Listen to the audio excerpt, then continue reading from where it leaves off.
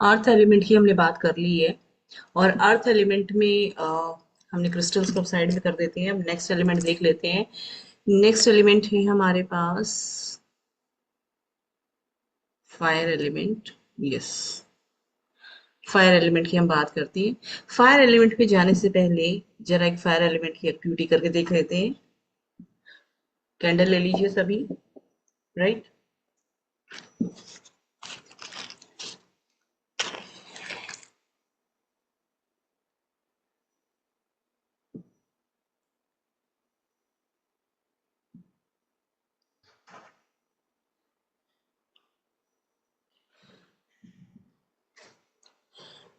हमने कैंडल ली। अब कैंडल की फ्लेम को अगर देखेंगे तो ये फ्लेम हमेशा ऊपर की ओर जाती है। राइट। फ्लेम ऊपर की ओर जैसे जाएगी और कैंडल के सराउंडिंग में आपने पेपर रखना है। सराउंडिंग में आपने पेपर रखा तो पेपर के ऊपर कोई भी इम्पैक्ट नहीं आएगा, पेपर चाहे कितनी ही पास रहेगी। राइट। लेकिन वहीं पर उस पेपर को अगर आप इतनी ऊपर रखेंगे, फिर इतने नीचे लाएंगे, और अगर आपने देखा होगा जितना आप नीचे लेके आएंगे, ये देखिए, ये पेपर ब्लैक होता चला गया। राइट। रीजन, फ्लेम के जितने पास लेकर आएंगे पेपर को वो उसका टारगेट हो जाता है। तो जो व्यक्ति फायर एलिमेंट से गवर्न करता है उसको उसके सराउंडिंग में क्या हो रहा है उससे फर्क नहीं पड़ता। उसका जो मेन फोकस है, उसका जो मेन टारगेट है, उसका पूरा फोकस उसके टारगेट पे रहता है। उसने क्या अचीव करना है लाइफ में, that is the main purpose of the fire element. और फायर एलिमेंट आपने देखा होगा करेज का एलिमेंट होता है। कैंडल को बंद कर देती हूँ।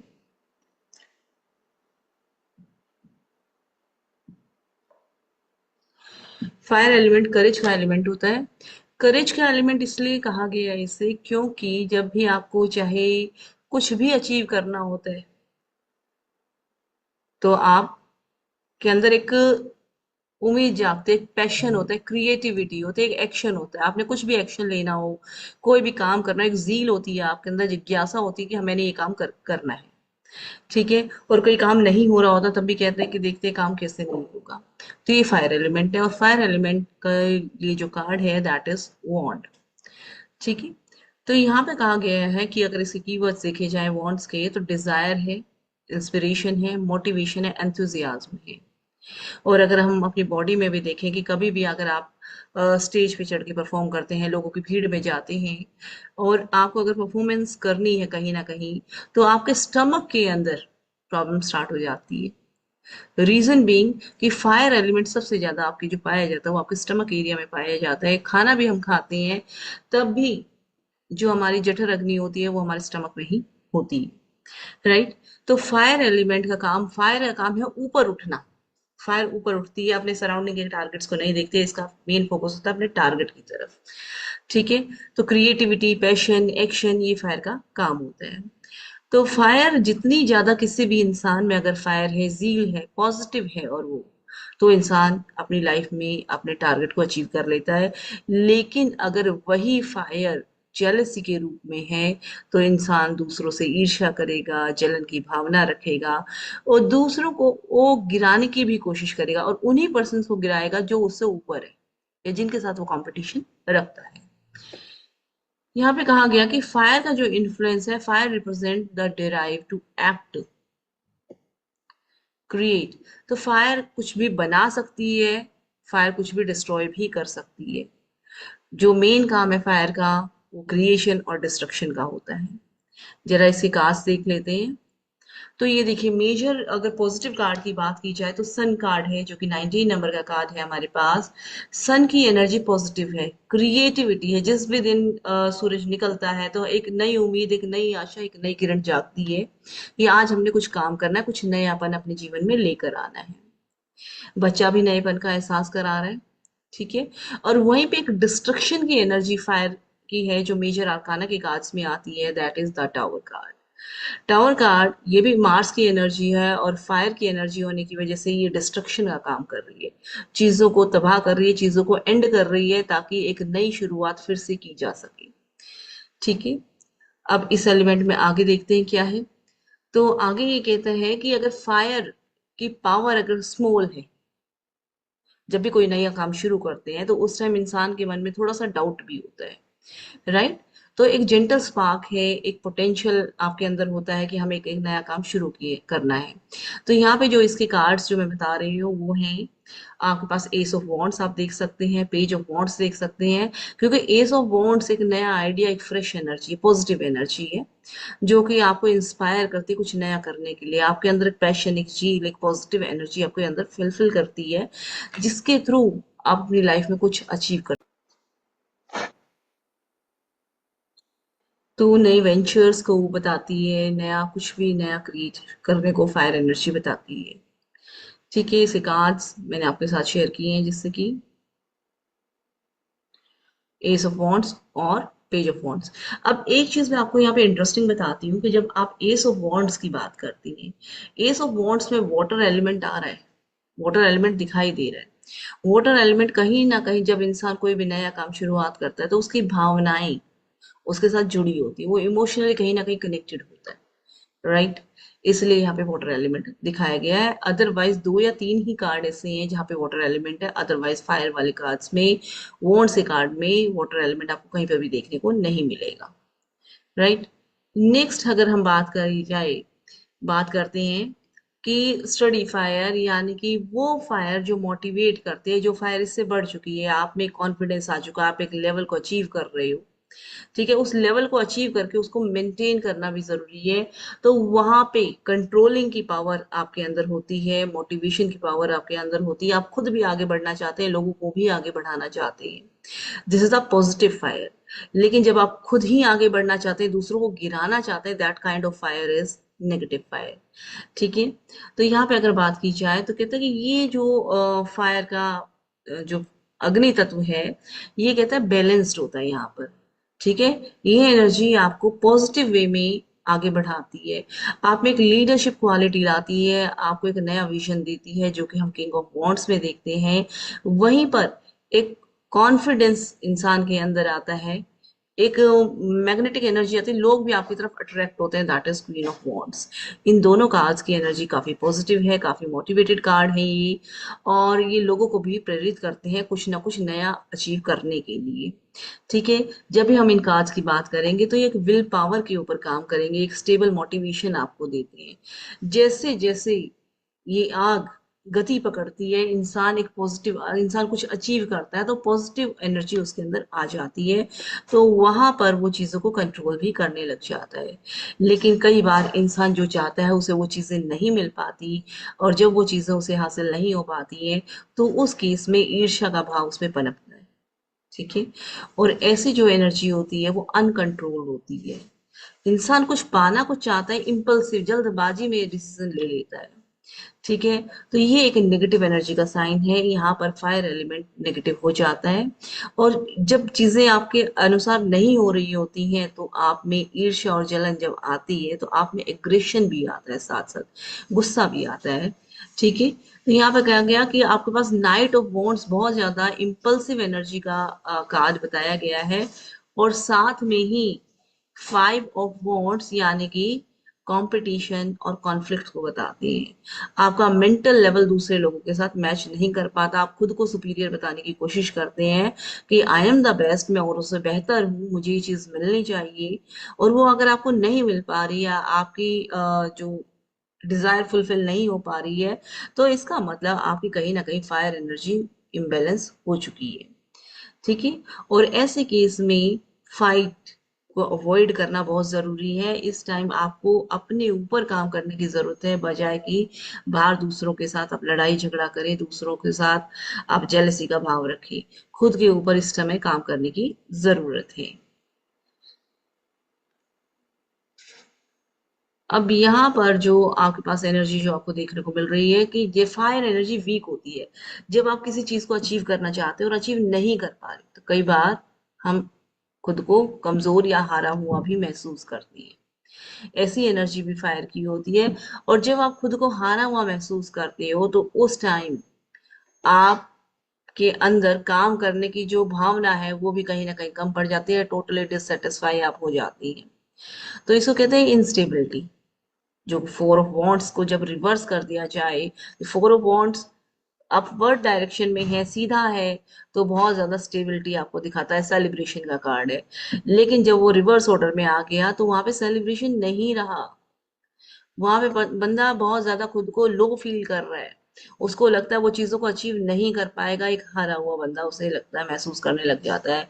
और वहीं पे टेन ऑफ वॉन्ट की जो एनर्जी है, जहाँ पे वो ओवरबर्डन है, उसके पास बहुत ज्यादा जिम्मेदारियां आ रही हैं, तो उस केस में भी वो पर्सन काम उतना नहीं कर पा रहा जितना उसकी रियल पोटेंशियल है। ठीक है।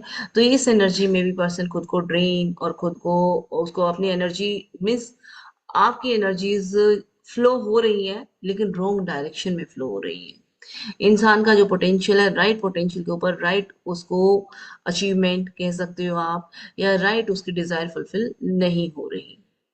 ठीक है। नेक्स्ट इसमें है, ये देख लीजिए, रिवर्स में वांट्स। ठीक है। अगर आग है, आग का काम है ऊपर की तरफ उठना, अगर आप उसी आग को पलट देंगे, आग फिर भी ऊपर की तरफ उठेगी। आग कभी भी आपको नीचे नहीं लेके जा सकती। अगर आग के बारे में और कहा जाए तो डिस्ट्रक्शन भी करती है, जो कि हमने मार्स वाले कार्ड में देखा, टावर में कार्ड में देखा कि जो डिस्ट्रक्शन का कार्ड है। ठीक है। इसी तरीके से वॉन्ट्स में भी आपको कार्ड्स मिल जाएंगे जो डिस्ट्रक्टिव एनर्जी के हैं, या जहाँ पे स्ट्रगल ज्यादा करना पड़ रहा है, that is seven of wants. Seven of wants एक ऐसा कार्ड है जिसमें आपको वाटर एलिमेंट दिखाई देता है। इट मीन्स जब इंसान खुद के लिए स्ट्रगल कर रहा होता है तो कहीं ना कहीं उसकी भावनाएं भी आहत हो रही होती हैं। Seven of wants, eight of wants दोनों में वाटर एलिमेंट आपको दिखाई देगा, क्योंकि जब जिम्मेदारियां आप ऊपर बढ़ेंगे, आप आपके पास अथॉरिटी आएगी, तो कहीं ना कहीं रिस्पॉन्सिबिलिटी भी आती है। आपको एक पर्टिकुलर लेवल के ऊपर खुद को अटेन करना पड़ता है, खुद को सस्टेन करना पड़ता है। और जब आप खुद को वहां पे सस्टेन करते हो, रोकते हो, ठीक है, तो आपको स्ट्रगल करना पड़ता है। महसूस होता है इंसान को कि मैं स्ट्रगल काफी कर रहा हूँ इस पोजीशन को मेंटेन करने के लिए, मैं काफी मेहनत करके यहाँ तक आया, और उसके बाद मैं इस पोजीशन को जो मेंटेन कर रहा हूँ, तो इसके लिए भी मुझे, मेरे सामने बहुत सारे चैलेंजेस है जिसे मुझे फेस करना पड़ रहा है। तो ये भी ट्रांसफॉर्मेशन है, और अपहीवल का कार्ड है। ठीक है।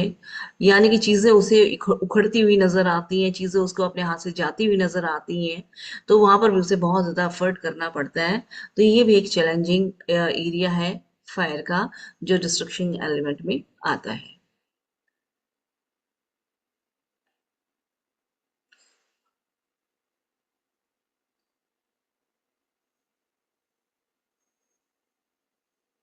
ओके। यहाँ पे पॉजिटिव फायर को बताया गया है मेजर आर्काना में सन कार्ड को। सन आपको एक स्ट्रेंथ देता है, एक पावर देता है, जीने की चाह देता है, एक उमंग देता है, खुशी देता है। और आपने देखा सभी वॉन्ट्स कार्ड येलो कलर में दिखाई दे रहे हैं, because yellow is the colour of fire. ठीक है। ये आपके सोलर प्लेक्सिस को भी दिखाएगा, आपकी बॉडी के चक्रास में अगर आप देखेंगे तो आपके सोलर प्लेक्सिस को दिखाएगा। राइट। और किसी की अगर कोई क्वेरी है, आई थिंक ये फायर एलिमेंट आपको समझ में आ गया होगा, अगर किसी की भी कोई क्वेरी है तो अपना हैंड रेज कर दीजिए, मैं अनम्यूट करती हूँ।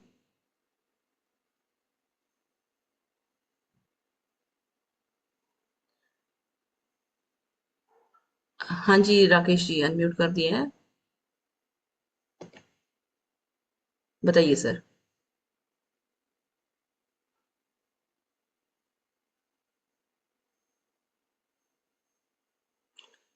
राकेश जी आपको अनम्यूट कर दिया गया, आप बताइए प्लीज, अपनी क्वेरी बताइए, आपकी क्या क्वेरी है।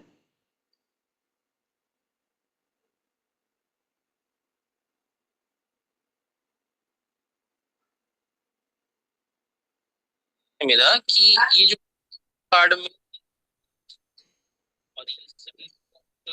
कार्ड्स में ही दिखते हैं, बाकी के सूट्स में नहीं दिखते। सर एक बार फिर से रिपीट करेंगे, आपकी क्वेरी क्या है, मैं सुन नहीं पा रही हूँ। नमस्कार मैडम, एक क्वेश्चन है मेरा कि ये जो वर्ड्स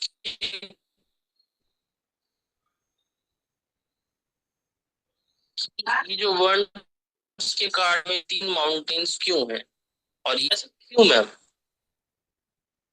वॉन्ड से कार्ड में 3 माउंटेन हैं, राइट। अच्छा, ऐसा क्यों है? माउंटेन क्या रिप्रेजेंट कर रहा है, आप ये जानना चाह रहे हैं, राइट। तो देखिए, वॉन्ड से कार्ड में जो हम माउंटेन देखते हैं, तो माउंटेन हमारे पास, बिल्कुल आपकी बात जायज है कि 3 माउंटेन्स बने हुए हैं। देखिए, जब भी आप पहाड़ पर चढ़ते हैं तो आपको स्ट्रगल करना पड़ता है, ठीक है। और पहाड़ पे चढ़ना एक ऑब्स्टेकल को दिखाएगा, एक चैलेंज को दिखाएगा। और वहीं पर आपके गोल्स भी हाई होंगे, ठीक है, अपनी स्टेबिलिटी के लिए, क्योंकि माउंटेन स्टेबिलिटी को भी दिखाता है, तो आपके गोल्स को भी दिखाएगा। तो आपके हाई गोल्स होंगे, उन गोल्स को आपको अचीव करना है।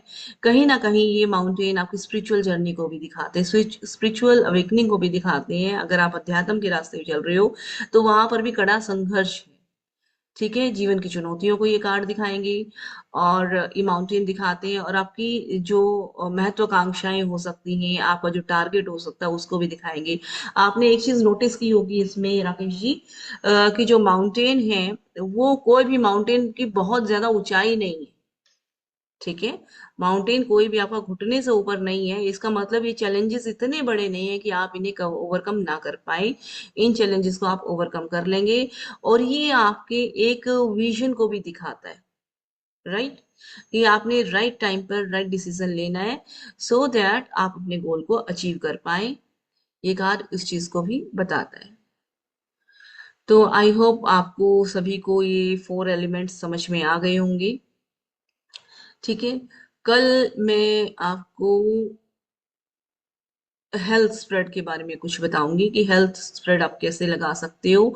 या फिर आप अगर 7 चक्रा स्प्रेड अगर नहीं लगाते हो, तो 3 कार्ड्स के थ्रू, 2 कार्ड्स के थ्रू भी अपनी हेल्थ को चेक कर सकते हो, ठीक है। या किसी की भी प्रोडिक्शन आप हेल्थ की दे सकते हो।